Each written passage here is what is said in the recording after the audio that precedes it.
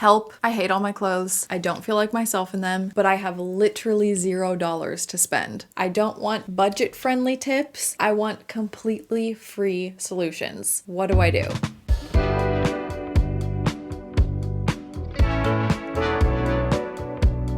Hey guys, welcome back to my channel. If you're new, my name's Phoebe. There's a lot of budget-friendly fashion content out there. I feel like I try to make my fashion advice pretty easily applicable to any budget, but the reality is sometimes we don't have small budgets because we don't have any money to spend at all. It's honestly such a privilege to enjoy fashion. Fashion globally is quite literally a more than $1 trillion industry. It costs money to produce clothing and it costs even more to buy it. That's why thrifting is such a popular solution at the moment. There's no real reason the world needs more new clothing, and thrifting is just a lot less expensive. But what I don't want to do in this video is talk about thrifting, because thrifting still costs some money, and I don't want to tell you to mend your clothing or give it new life with scissors and a sewing machine, because if you don't have the equipment, that costs a lot of money as well, and we don't all know how to do that. The reality is that sometimes we have absolutely nothing to spend. It doesn't matter the reason, and most of us have been there or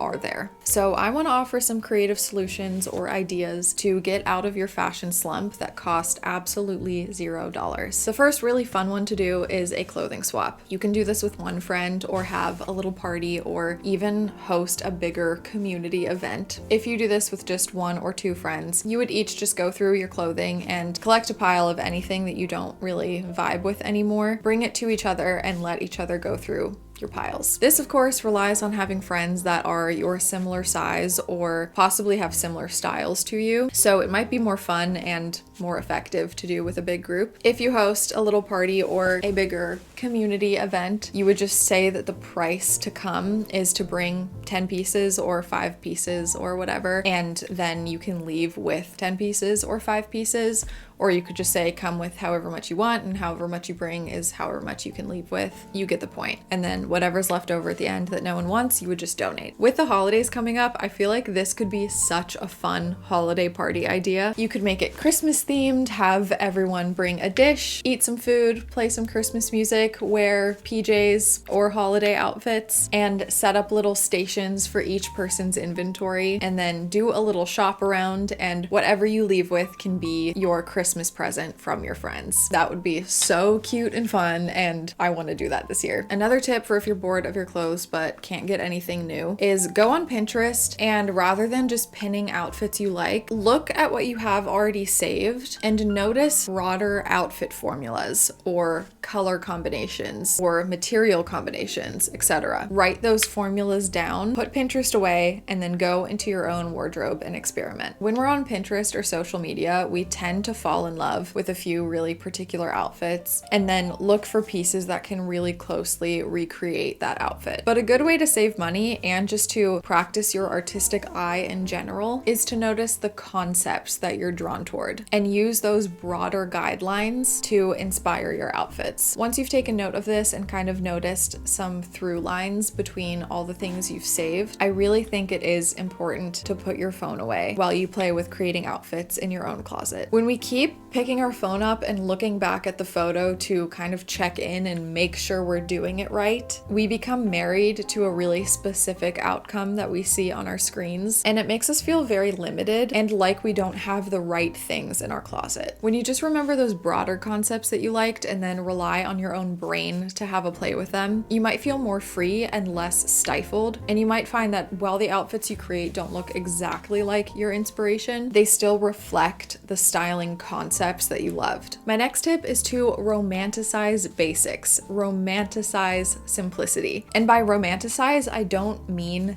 elevate with jewelry and accessories. I mean romanticize the plainest of outfits and the most simple of basics. You can find so many photos online of simple being done so well, and that can make you feel more excited about that being part of your personal style. And here's the thing. I can already hear people saying, oh, Phoebe, everyone looks good on Pinterest in those simple outfits because they're all supermodels. And I totally understand your frustration. But I truly, from the bottom of my heart, believe that super simple outfits like this can look great on anyone. There's something so inherently fashionable about simplicity, so unpretentious, so independent from the trend cycle. It can really give you an air of confidence and self-assuredness, which is always fashionable. Another tip is to make a fun challenge of not shopping. Gamify it, if you will. I did a no-buy challenge last year where I didn't let myself buy anything for my wardrobe, clothes, shoes, accessories, anything for 3 months. And that included thrifting. I couldn't get anything at all. And you might think 3 months is not a long time. You might think it is a long time. Doesn't matter. Pick your own timeline. But it was really rewarding to reach that 3-month mark. And over those 3 months, the pieces I did have actually got a lot more special to me. I got a comment recently where someone said that sometimes they would buy a kind of not that special normal piece from the mall, but then the more they wore it, it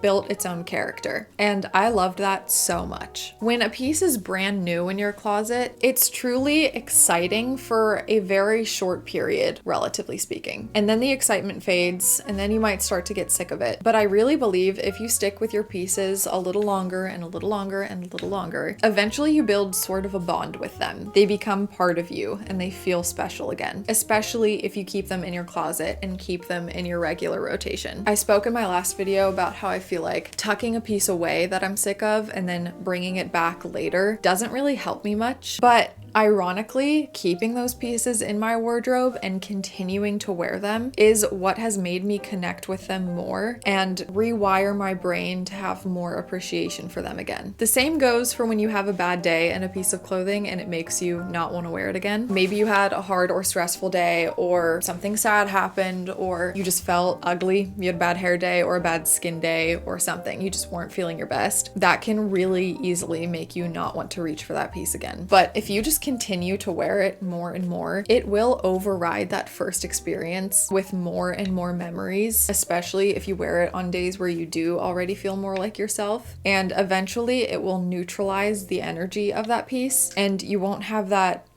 feeling when you see it hanging in your wardrobe. Basically, all of this is to say that not shopping and actually wearing all the pieces that you do feel a little bit sick of right now can in itself help you start to feel better about those pieces. Not to mention how much pride it can give you to be super frugal for a while and to reach a specific goal that you've set for yourself of going a certain amount of time without buying anything. Real quickly, I also just wanted to mention the power of reorganizing your closet and playing with hair and makeup. In one of my recent videos, I talked about those two things in a lot more detail. So if you want to hear more of my thoughts on them, feel free to go watch that one. But in that video, I mainly touched on the power of having an organized closet in general. But right now I want to suggest an actual reorganization of your closet and how it's structured. Even if you currently have a perfectly tidy wardrobe, taking everything out and restructuring where all of it goes can give you a little bit of a fresh perspective on all of your pieces. Being able to physically touch and hold each individual item might spark some ideas or reintroduce you to pieces you forgot you had, or even just further build a little connection with it as you subconsciously go down memory lane during the process. And having them organized differently and stored in slightly different places will just give you that little feeling of change that you might be craving. The context that you see your pieces in